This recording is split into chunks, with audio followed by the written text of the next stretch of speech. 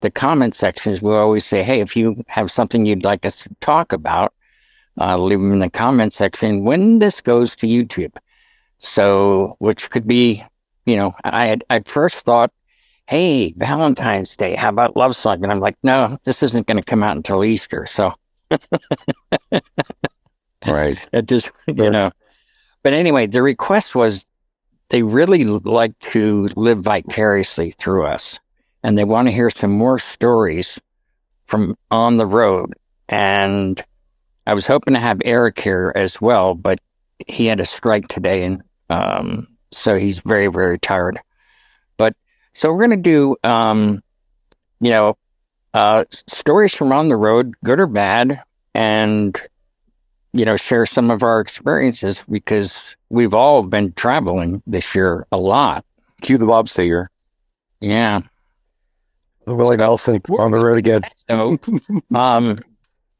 I have to mention one of our longtime sponsors, DJEventPlanner.com, and also when this goes to YouTube, where it says show more, press that, and it'll list all the other sponsors.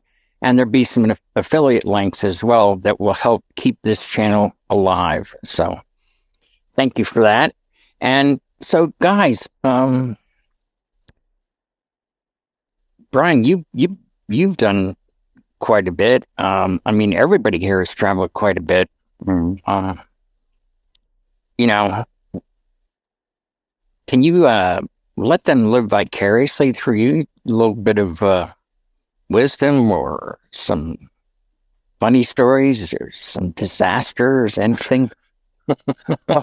I, uh, I don't know. I mean, I guess I could. I'm just off the top of my head here. I had to do a show in Indiana one time, and Stevie was, I don't know, 14 maybe, and I thought, hey, why don't you come do this show with me? It'll give us an opportunity to spend some time in the car and go down there. And it was a show that I got as a wedding that I got from someone in California. They knew somebody who was getting married in Indiana and wanted to know if I could do it. And I said, sure. So it is, I got to cross a couple borders to get there, but it's about 2.5 hour drive. So we go down there. It's in Maryville, Indiana, which is just outside of Gary. And Maryville's not a bad area or anything. But I had Stevie down there. It turns out that they were kind of like, they were bikers, and I don't know what they were, but they were very racist, and they were doing a lot of drugs openly. And I had my daughter with me. That was awkward.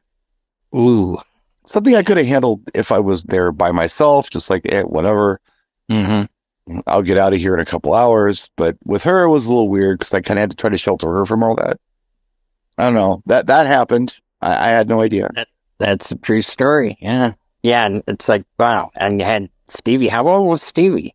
I was 13, 14 years old. Oh, wow. Yeah, she was. Well, I mean, she's always been older than her years, so she could handle it. She understood what was going on, but it was just awkward that I had to have her there, and I couldn't take her somewhere and drop her off. I had to just kind of keep her with me. It was an interesting crowd. I don't know, just off the top of my head. I don't know specifically what you're looking for, but that was just one I could tell off the top of my head. Well, we can go around a few times. Now, John, you just got back. Just came home. The boots are still drying. It was just yesterday I got home. You've been up yonder in the Great Lakes North. It took me like 4 days to recover. Yeah, I went up last Wednesday, which would have been the 8th or 9th. It was the FIS World Cup ski zone event that hasn't taken place in Lake Placid since 1990. That was the last time it was held there. So this was the first time back. So you're at the bottom. There's a lodge set up below the two ski jumps. They're probably about 15 stories high. Go off as far as you can see in the distance. We're at the very base. So to get into this valley, you're basically walking down this 4-story hill into this parking lot area. And we're setting it up Wednesday, Thursday. The event starts midday Friday. They're doing some test trials and things like that. 15 countries represented. Poland in big numbers there. Norway, the locals, the USA team, of course, Japan, Germany. They estimate anywhere between 7,500 and 8,500 people in attendance on Saturday. Yeah. Massive crowd that we saw in stages because they were all on the opposite side of the lodge up on the hill at the bottom of the base where the skiers would come down. So we had the video wall set up. So we did the telecast along with the sports network that did the Friday warm-ups to show the trials. That was a short day. That was like 5 to 9. We came back for Saturday. That was 7 in the morning until about 9 o'clock at night. Talk about a day outdoor. It was nice though. It was nice. It was probably 25 to 30 degrees all day. Little bit of passing snow. But we had the stage set up because we had 2 bands play between the events. So it's coordinating them, getting them mic'd up, wired up. And the great team, of course, Eric's guys, of course, Ludwig and Jamie on the soundboard, just a stellar rock star making the 3-piece band sound like an orchestra like he does. So that was great. So a few records were set. It was the longest ski jump coming down this thing, I guess, was 139 meters, which is about a football field and a half. That's a lot of time to be flying in the air before you touch ground. Japan won the first day, and then in the dual team, Norway won the second day. So that's it. We get to watch this because, of course, we've got the big, 20-foot by 15-foot screen, so we can see what's going on the other side of the building. And then they all came around for the after party. So as everyone's parading through, we probably had a good 3,000-4,000 people in the area in front of the stage. So yeah, that was big. And as a result of the event, they've locked it in for the next 3 years. So we'll be back for 24, 5, and 6 for the World Cup returning to Lake Placid next year. So Howie, what are you doing next February? I know I'll be back. That they put the state of New York put I think it was $300 million into refurbing Lake Placid specifically to attract the international crowd, because you have to have, there's certain specs that you have to follow. So, they just dumped a bunch of money into it, and that's why they're getting these things like that. So the lodge is beautiful. The grounds are beautiful. It was just so well orchestrated. Everything went off without a hitch. And if anyone wants to look for it on their own time, it's FIS World Cup 2023 Lake Placid. I see some of the videos are starting to hit. So go check it out. I saw some of the videos and stuff that Eric put up, and Stuart, he put up some videos, and I guess was he the announcer? He was for a little bit. He was. He won't miss an opportunity to hang onto a microphone and walk around talking to people. So. Jay, you're a traveling guy. You'd be qualified as a road dog. I would. Yeah. Hold on. Road dog. Yeah. There we go. I'm thinking something that you could learn from. About 2010, I had to go to Fort Wayne, Indiana for Gear Fest at Sweetwater. So I called Brian to see what his plans were. And I said, hey, I'm going to Chicago. Do you have time to meet up, like on a Wednesday? He's like, sure. When are you going to be there? And I said, well, I'll get the flight where I've got a 3-hour layover. So I'll get into Chicago at noon and I'll leave at 3. Maybe swing by, I'll come outside, grab some lunch, and then bring me back to O'Hare. Made sense. So I took the flight, 6 a.m. flight out of San Diego. So we got to Chicago, called Brian, and I think you weren't feeling good or you'd had an appointment. Something got in the works. And I'm like, okay, no big deal. Just hang out at the airport. So I'm hanging out at the airport, and about 20 minutes before the flight takes off, we were about 40 minutes because we hadn't boarded. I look up and I suddenly see flight canceled. So I go to the ticket agent. I'm like, hey, my flight's canceled. Yeah. We had tornado warnings Monday and Tuesday, and the FAA wants to check the planes, and this is one of the planes. I said, oh, okay, when's the next available flight for me? It's like Friday morning. I'm like, it's Wednesday afternoon. She goes, yeah, there's no flights tomorrow because they're grounding all these planes. We can try to get you on another airline. I'm like, okay. The problem is because of the tornadoes, there's no rent-a-cars because I tried the rent because I think it's like 170 miles from O'Hare to Fort Wayne, Indiana. Probably. Yeah, it's not a far trip. So I was like, I'll drive it. Well, I can't get a car and it's going to take too long. And I bump into 3 people who are asking me, is your flight canceled? And we all agreed that there's a bus taking off that goes to, where's Notre Dame? Purdue? No, it's South Bend. South. There's a bus going to South Bend. That's nowhere near where you're going. No, but one of the ladies that's going is a nurse named Lisa, who I'm still friends with on Facebook. Sarah. And she says, my husband will drive the other 2 of you to Fort Wayne. I was like, great. So we get on the bus with strangers. And then the whole time I'm like, I'd never do this in California. We get to South Bend. I go to the Enterprise Rent-A-Car and I go, hey, I just took a bus. I tell him my whole sob story. So he goes, oh man, I feel so bad. I go, there's 3 of us that have to get down to Fort Wayne. So he goes, you know what?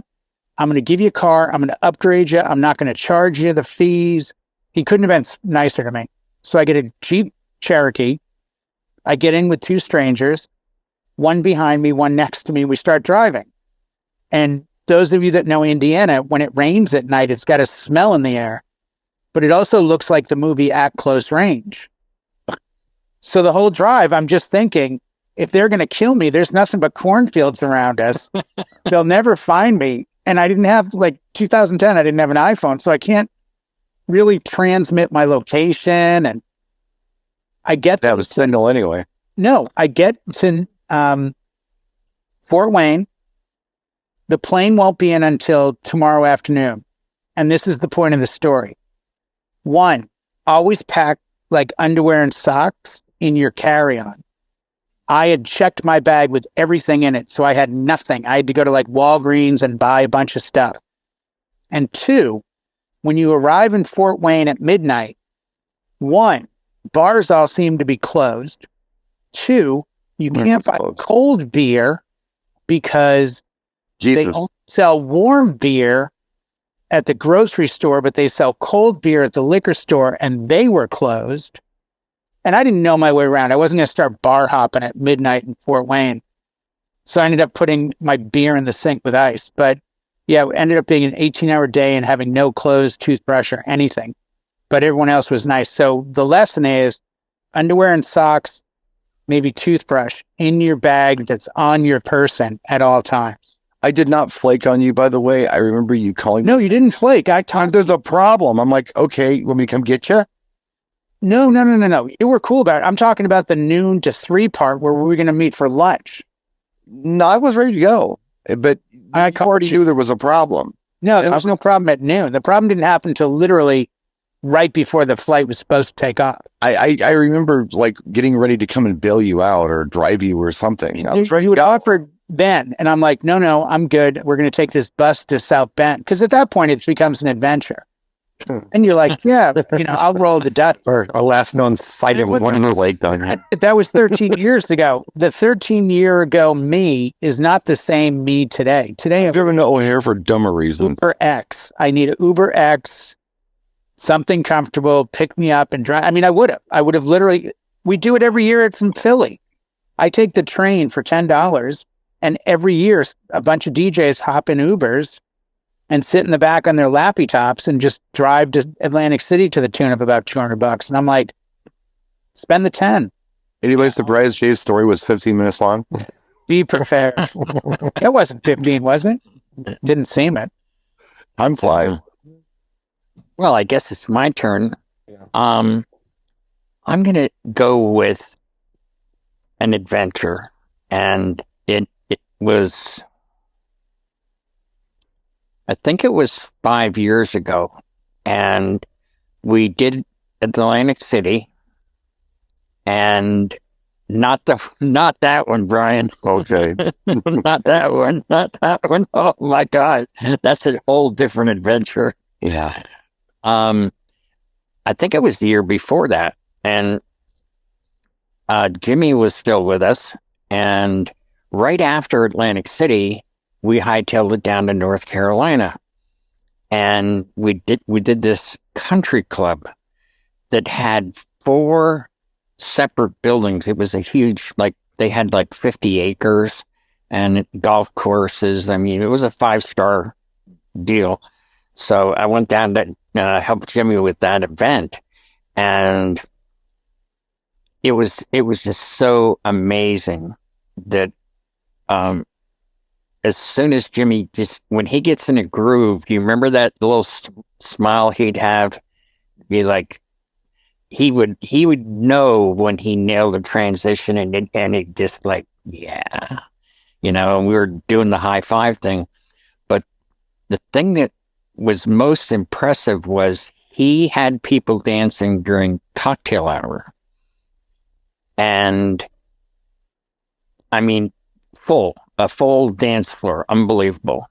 And he's playing low key stuff, but they wanted to dance, And then it came time for dinner, and the I guess the venue manager came over to us, and she said, "Could you make an announcement? People take their seats." And well, they went to their seats, and they started serving the salad first. And Jimmy's playing, and they're like, "Salad, screw this." And they came back out onto the dance floor. And she came over and said, "Can you maybe play something a little bit slower so they, go sit down?" And so he played slow stuff, and it got even more people out there because these people were dressed to the nines. So they were all slow dancing. And we were like, "There's nothing, I don't know what to tell you."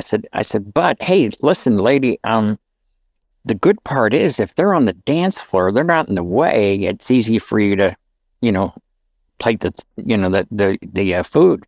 Well, they danced all through dinner, and then when it came time to so-called open the dance floor, it was so full that there were people dancing on the carpet. They were backed up, I mean, right against the facade that we had.